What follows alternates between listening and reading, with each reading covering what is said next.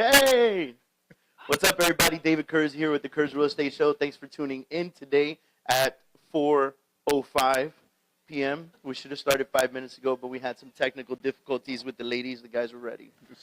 So I just want to point that out. You can find us easily by checking us out online at kurzre.com. That's KURZRE.com. Or you can call us at 786-529-5273. Hey, Laura, here. Take this.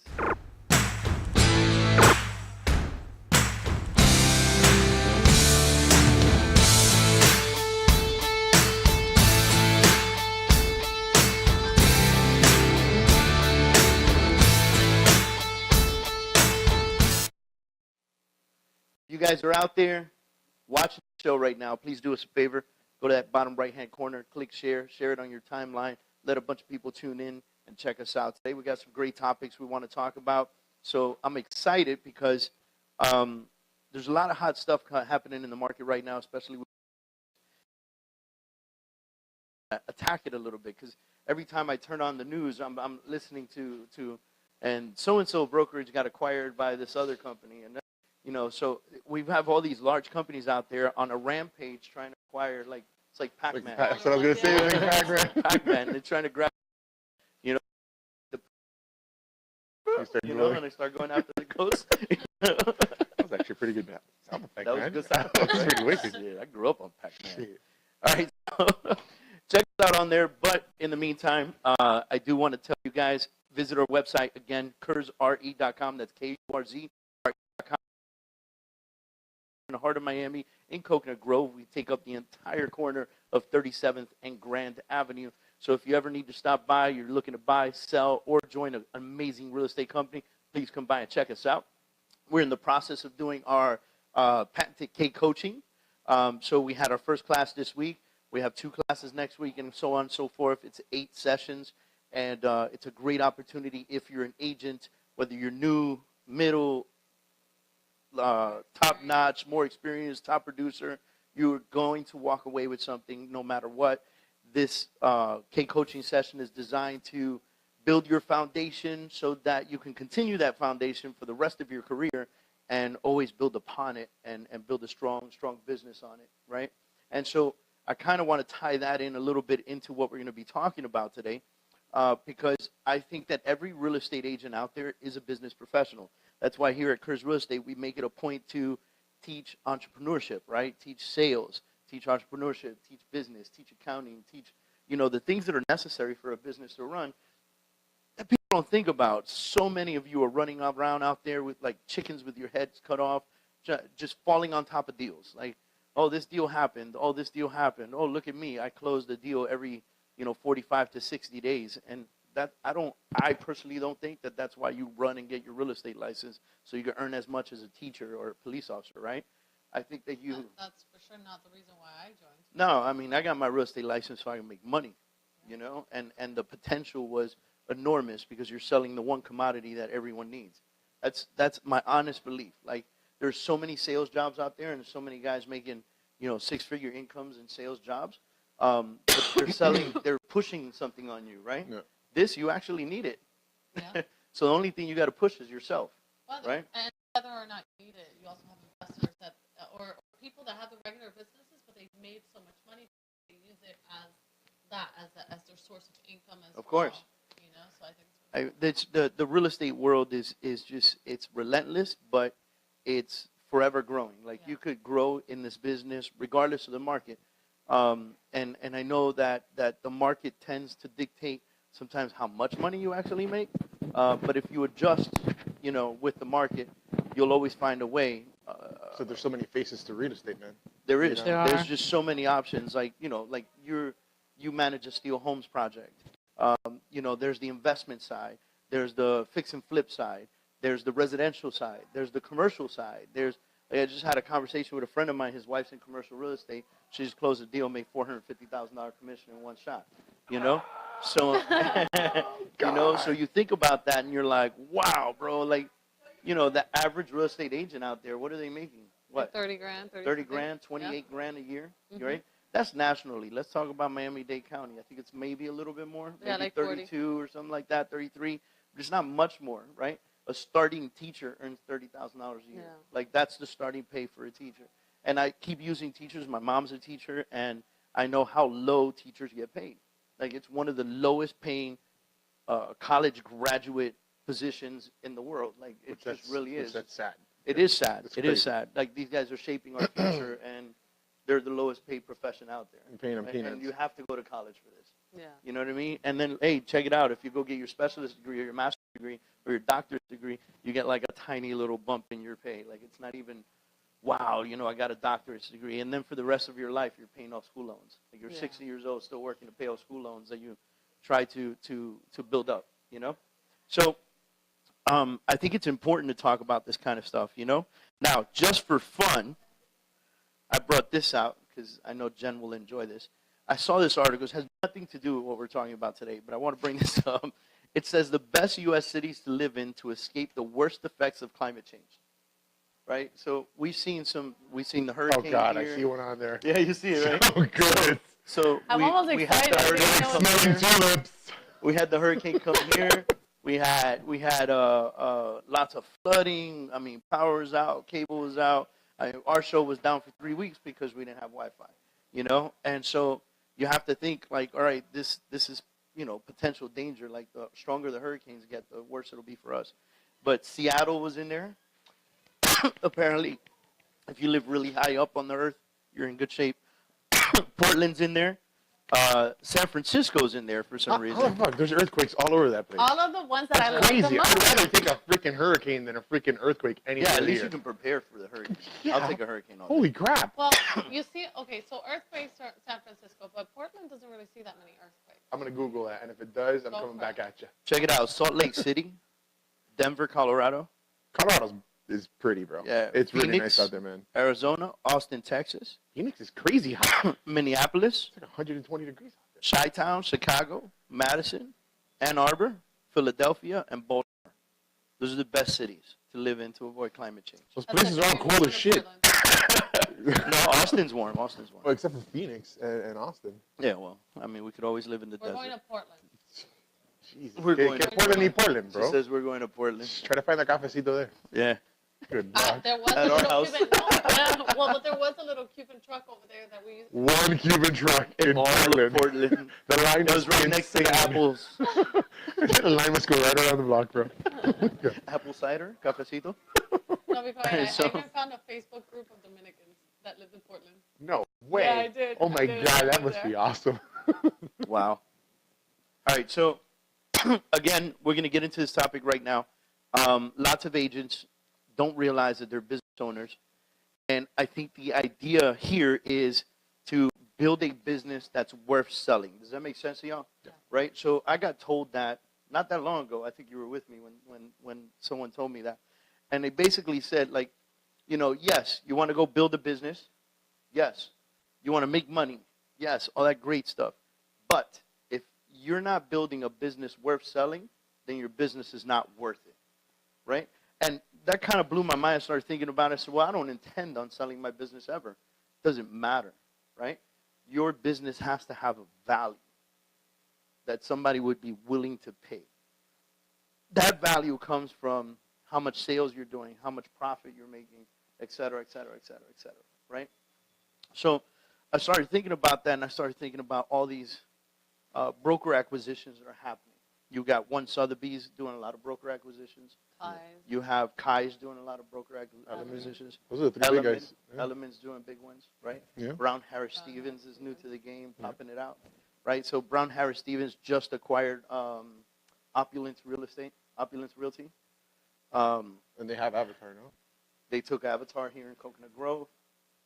They took another one. So, and I think it's crazy. Like, you know, you have Bluffs Real Estate, Illustrated Properties, Turnberry International, Crescendo Real Estate.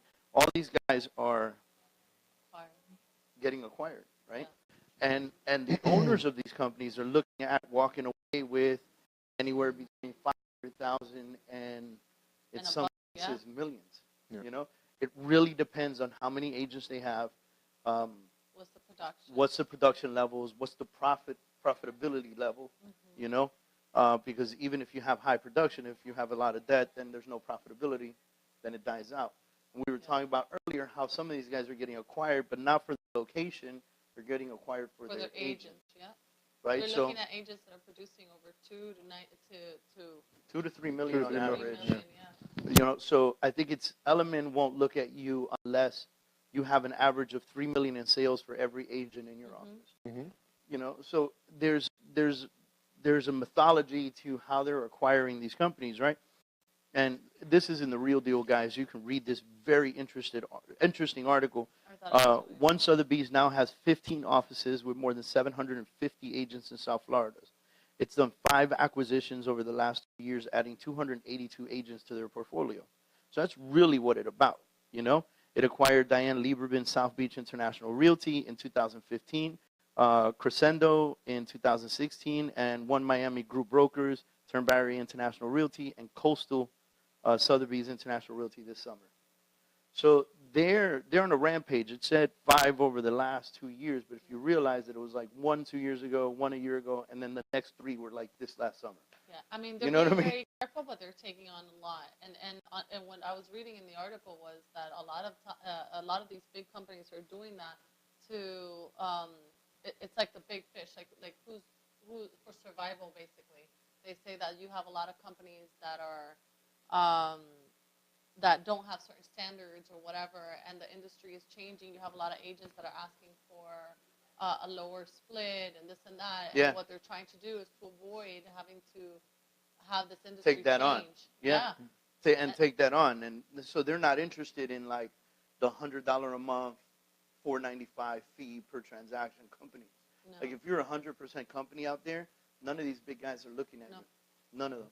You know, if you're doing 100% splits, you're not looking at being acquired. I don't care how many agents you add to your portfolio because it doesn't fit their standard. Yeah. Right? And I never understood the 100% company. Now, I know a couple guys that are doing solid 100% companies in the nation, one notably in San Diego with, I think he's got 600, 700 agents or something like that. And he's doing great things, and he offers training. And so his style is different. But Element's never going to knock on that guy's door. Why? Because they're like us, where we have splits, and it's based on production and so forth and so on, you know? And they have a standard, you know? And there's something to be said about that. Well, they spoke about that. They spoke about if the agencies don't have similar culture or don't have a similarity in what they believe in or how they do business, they won't acquire. So it's not all about the numbers, it's about the culture too. They have to fit in, you know? So like one of the biggest turnoffs are the majority of the agents putting lock boxes on the houses and not showing up to show the homes, right? If the agents are not coming to show the property and they just leave a lockbox there, that's a big turnoff. It's not worth it, yeah. It's not worth it to them because those agents are not doing what they teach, what they find the right way to do business is. You know what I mean? Another potential deal breaker is when some of the brokerages say, you know, we don't like to do rentals. Some of the CEOs will look at that and say, well, I think you're missing opportunity. Yeah. You know? If you're not doing rentals and you're not earning that extra money and you're not building a pipeline for potential buyers down the road, right? Recently here in the company, we had Lori Scott and Denora turn a renter into a buyer. They sat down with this renter. They said, listen, you're about to plop this much money down.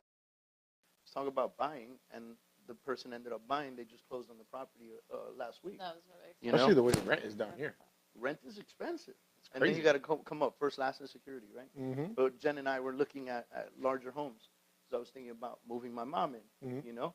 So we were looking at 4 bedrooms. We live in a 3-bedroom now. We're looking at 4 bedrooms. 4 bedrooms in this area are anywhere between $9,000 and $14,000 a month. Not doing it. Mm-hmm. You know what I'm saying? Not doing it. Imagine $10,000 a month. That $10,000 a month, first, last, and security is $30,000. Go buy a house. Yeah. Right? Yeah, Crazy. pretty much. Go buy a house. Yeah, no, I'm a it doesn't veteran. make I get a sense. VA, no down payment. We're good to go. You know? Let me ask you, man. I've seen in other types of businesses where when they start doing business acquisitions, it's more kind of to mask some of their losses as well. Instead of cranking up production, they try to consume other companies to kind of like fill that void that they've been going through maybe for like a couple years or something like that. I think That what's could be going on, possible. it could be possible. I think what's going on here is this is a hot time where you can evaluate a company and snatch them up for a decent price. And it So they're adds removing market the share. competition. So think about Brown Harris Stevens, right? So Brown Harris Stevens comes in and they buy Zilbert International Realty, right? And Zilbert didn't want to sell to them because they weren't local. They're a New York-based company. And they negotiated for 8 months. Finally, Mark sold to them. And then all of a sudden, here you have Brown Harris Stevens and Zilbert in Miami Beach. 6 months later, they drop the Zilbert name. Now it's Brown Harris Stevens.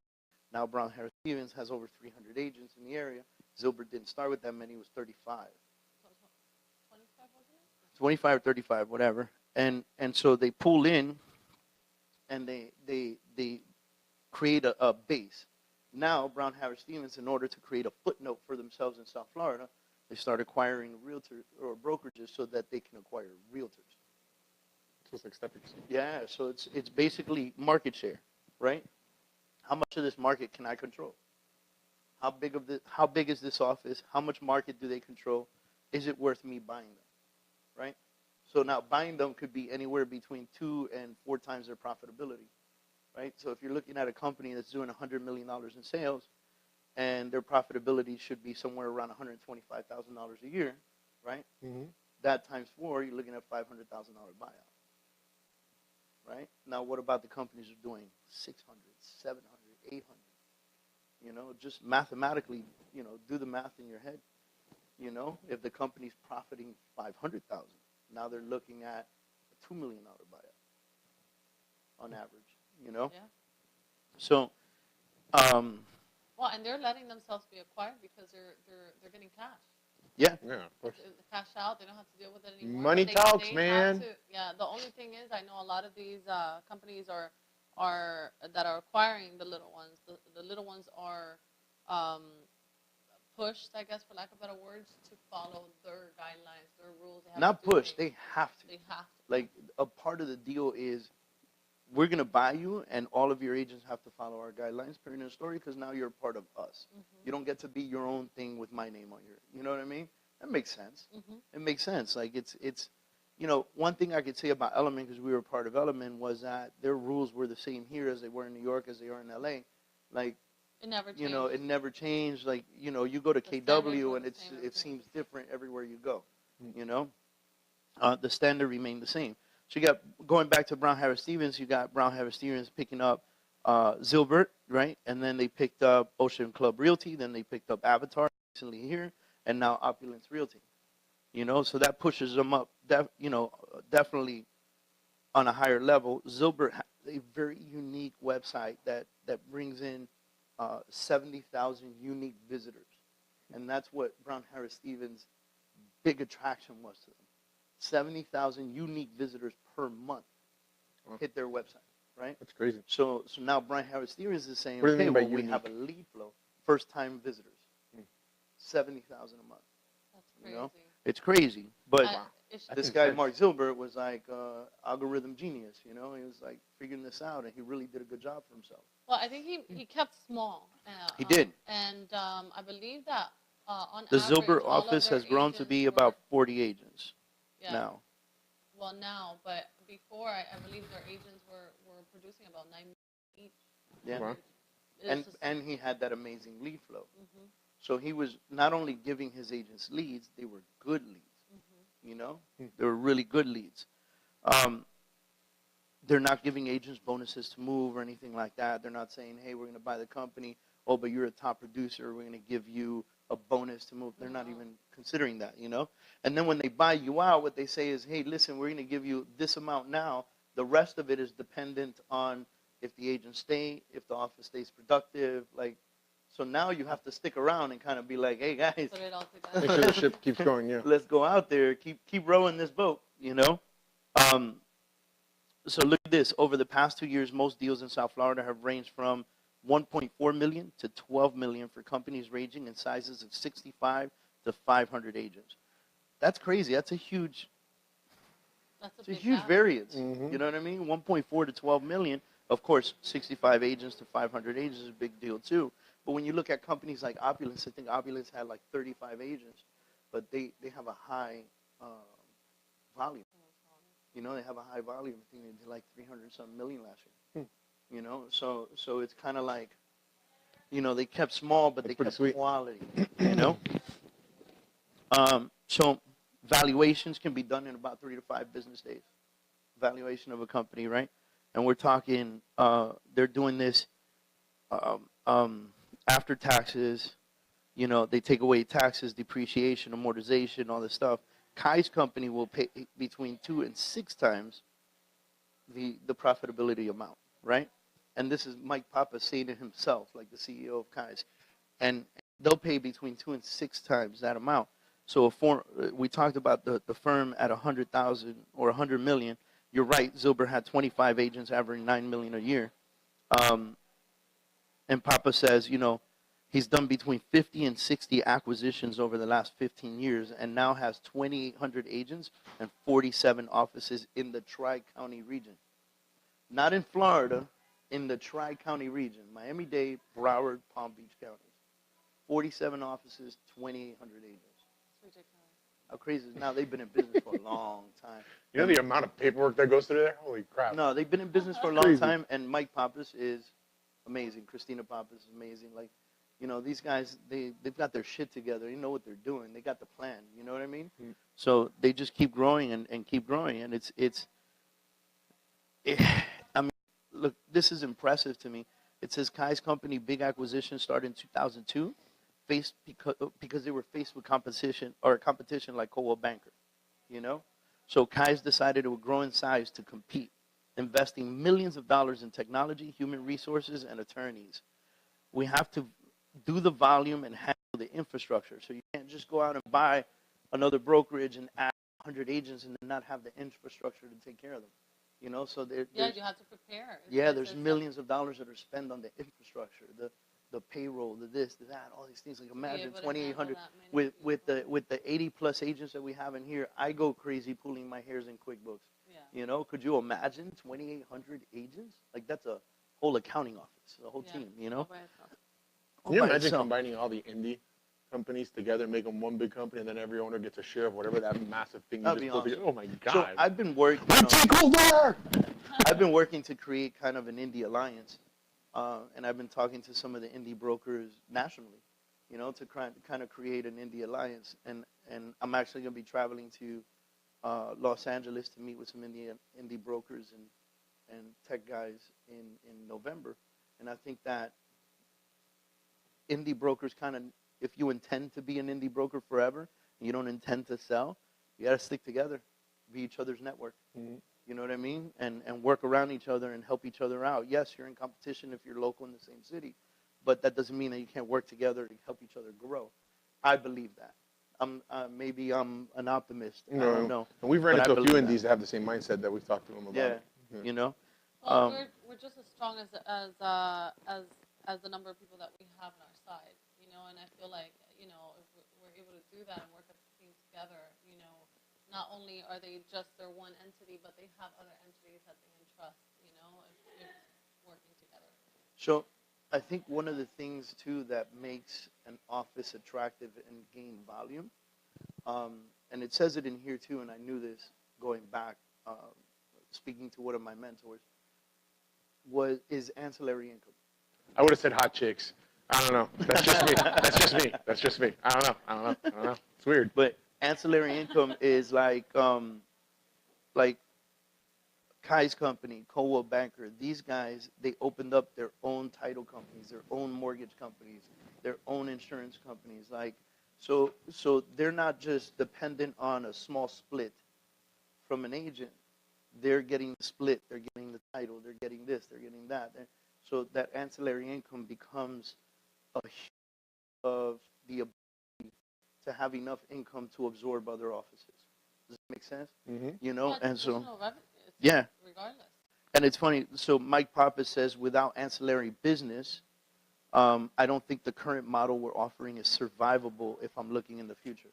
Meaning these offices that are smaller, that are just dependent on real estate sales, and they're not adding these ancillary services and ancillary businesses to their companies,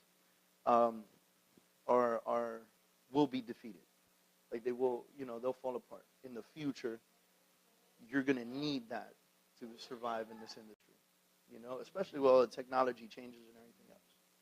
Now, let's say we dumb this down, like we're talking companies, we're talking about large companies acquiring smaller companies. Do you think a real estate team can be acquired by someone else? Oh yeah, For sure. For sure. Right? So we're talking real estate teams. If you're a real estate team and you have buyer's agents and sellers agents and an assistant and a transaction coordinator and a controller and this and that and that and this, you've basically built a small business within your brokerage, right? So you don't own a brokerage, but you own a business. And a business can be proved by accounting and all that other stuff, right? So if you're not tracking your accounting, if you're not on QuickBooks tracking your profit and loss statements and stuff like that, then guys, you're not building a business worth selling. If I walk up to you and I say, if you come to me and you say, I want to join your company, this is my team and this is what we do, and I say, cool, give me your P&L for the last, 4 quarters, and you can't provide that, then sorry, buddy, look, this is my split structure. You know what I mean? Like, I can't help you, But now imagine if you could build it so well that it becomes a well-oiled machine and a self-running machine where you could take off and go do whatever it is you want, whether that's vacation or open another business or whatever the case is, right? And that machine keeps running and it keeps making money. Is that a business worth selling? Yeah, of course. Absolutely. And there's plenty of those teams out here. Yeah, and you could evaluate that and go to somebody and say, I'll numbers. sell you my team. Yeah. I'll sell you my business, Well, because it's It running is. by itself, and it's like guaranteed, income or profitability. It's turnkey. Yeah. It's a turnkey business. Right now we're selling a credit repair company. It's a turnkey business. The guy wants $417,000 for it, but the second that you take that company on, you're making money. Month one, you're profitable. They have over 2,000 agents and over 80,000 agents over the last 20 years that they've been in business that you can go back to and say, hey, how's everything going? Still need credit repair? Let's talk, And so you have to think of it that's a business worth selling. You can prove that the business works. You can prove the model. You can prove the income. You can prove the expenses. You can prove the debt to ratio, Yeah. So it makes it a business worth selling. And I think that realtors out there need to start thinking themselves as businesses.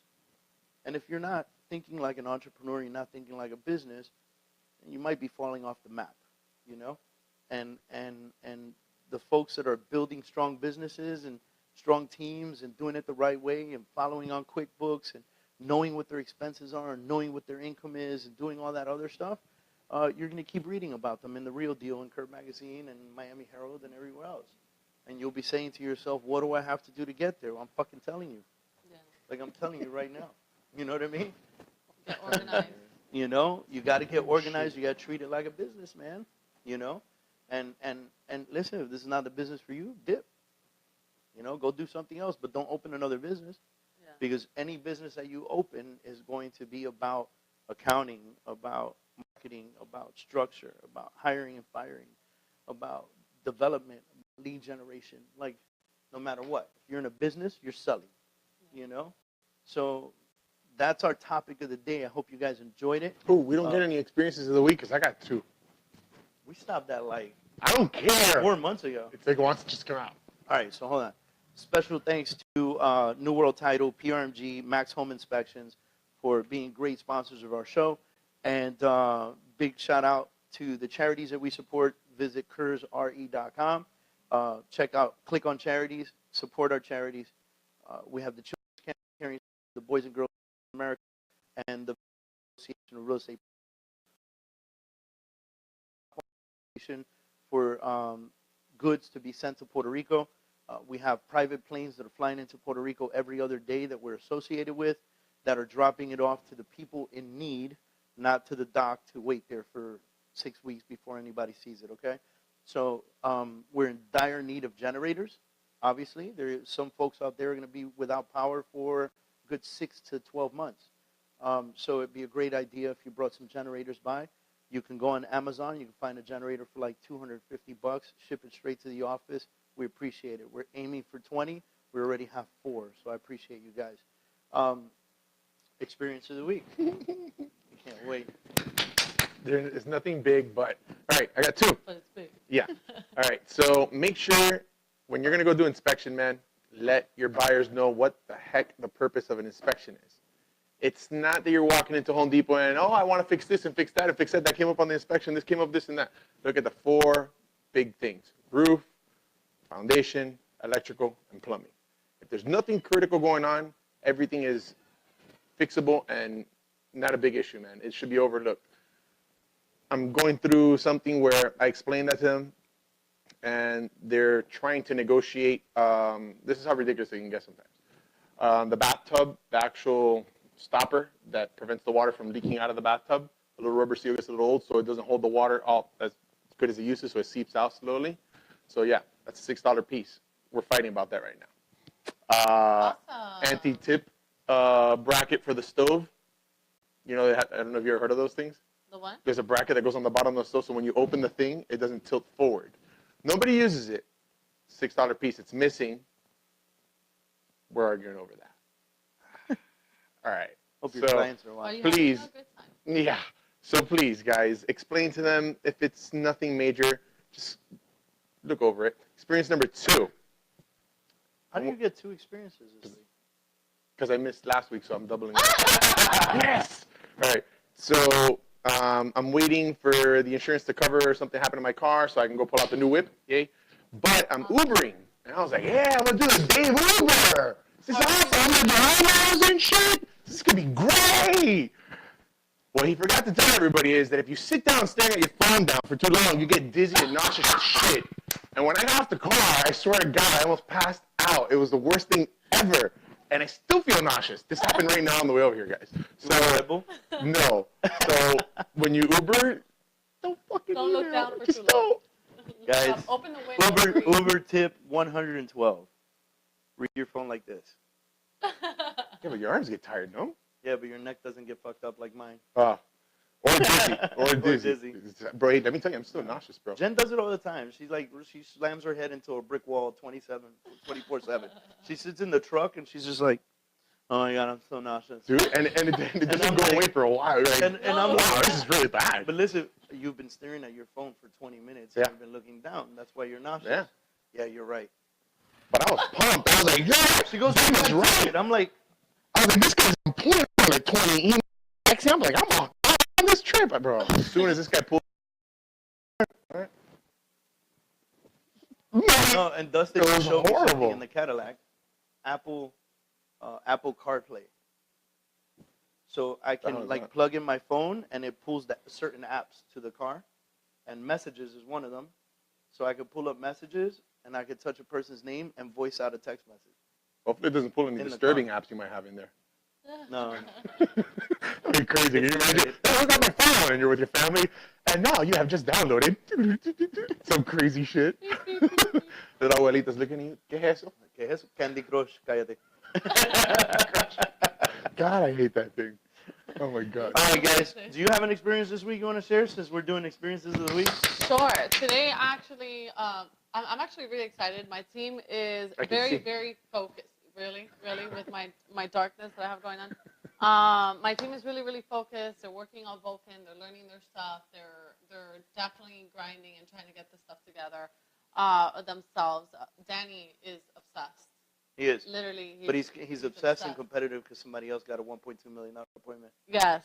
So we have that, and then the other thing was I was able to have another member of another team sit in with us while they were working on those things, and she was really excited. She was learning too, and then it was, they challenged her. They told her, okay, it's your turn to do like the role playing. So she wasn't ready, and I'm not ready. Yeah.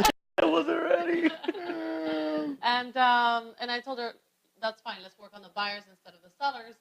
Let's work on your sync, and everything that you have, so that we can call those people and maybe get you some learn a little something, right?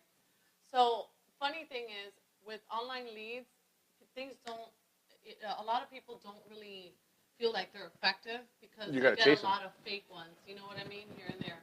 But sure enough, I made 6 phone calls. By the time I got to the 7th one, I got somebody on the phone.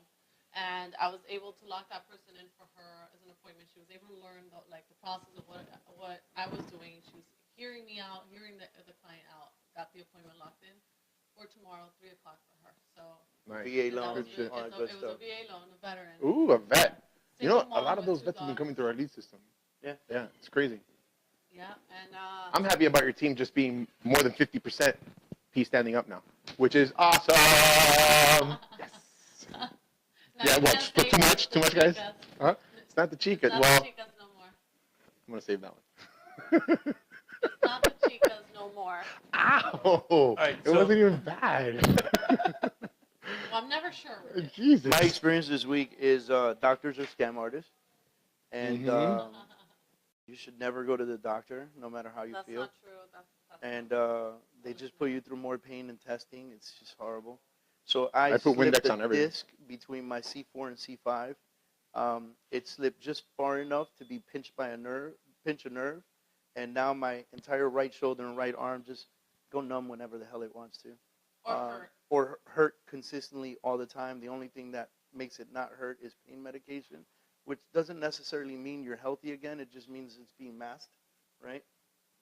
So I've been to acupuncture, chiropractors, neurologists, emergency rooms. Today I went for a nerve conduction test. If you've never had a nerve conduction test and your doctor tells you need one, run and avoid it at all costs. Ooh, what do they do? So basically, I got stabbed with very large needles that run Oh. electricity, and then I got electrocuted. Like Like, oh, for right, an I mean, hour. it's like stabbed, like it goes Yeah, internal, like look, like that's inside. a hole. How big was the needle, David? That's a hole. Yeah, but you mean girthy? Yeah, it hurts right into the muscle, and then Wow. they electrocute you. What was? And then your hand goes, But what it does is contracts the muscle. yeah, And that hurt? it's not fun. Oh, got but it's because six of them you got in the. my neck. Oh, now I get it. Okay, sorry, I had to catch up We're there. gonna put I'm like, I'm a dumb shit, so I don't get it. Eric under. The first test was normal. The first test, they just they put pads on you and they shock you to see if you react. But then he's like, okay, we're gonna put a needle in you now. They put a needle here, here, here, A needle. here, in the bicep, like in it. You see that? I see it. In the bicep. Then here. Then when they were done with both arms, they went ham on my neck. Nice. That's not cool, man. Ooh, that just Getting makes like me a needle poked into the back of your neck. And it makes you like it'll clench you. Wouldn't it suck if they tie you and they put all that on you and they put a Honestly, guy in front of you and hit the muscles and Honestly, start squeezing him and start I groping the jumped guy off for the some weird reason? table and I ran to a corner and cried. That's not true. Oh my god. But when the test was over, I was literally reminds upset me- with the guy. I That bet, Like reminds bro. the me when I poor got the technician epidural. had no fault. Like he's doing what he's supposed to do, but I was just pissed off with him. Like as soon as I got off, I was just, okay, you can get dressed now. I'm like, okay, you know. That reminds me when I got the epidural. That hurts when they put a needle and then That's the crazy, epidural, man. They actually put it's ridiculous. The last have to, time I was come pregnant, through I and not declined move. the It's ridiculous. epidural. Yeah, for sure. No needle on my backside. If I get pregnant, No way. I'm never doing an epidural. Just bite your bottom lip and give it hell. Maybe. Now we're to the point where we're just talking shit. So the meat and potatoes of the show is before. If you're watching now, it's because you're cool. Yeah. All right, guys. Ain't gonna Hey, lie. thank you for watching us. Visit us at kurzre.com. Check out the books we've written, the magazine we publish, the charities we support, and more than anything, check out our brokerage, check out our agents, check out our listings, and search for properties Check. all in one place. Talk to you guys soon. Love you. Be safe out there. Share the show. Bye.